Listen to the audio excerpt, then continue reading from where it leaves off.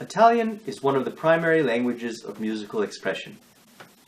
At the very beginning, or near the top, of most pieces that you will encounter, you will see a word, maybe two words, sometimes even more, that describe what tempo or speed to play the piece.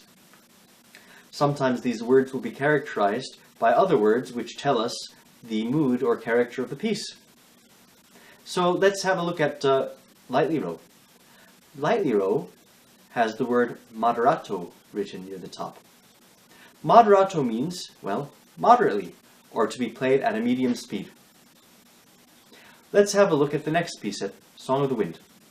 Song of the Wind states allegretto. Allegretto, according to Suzuki's definition, means with a light-hearted joy.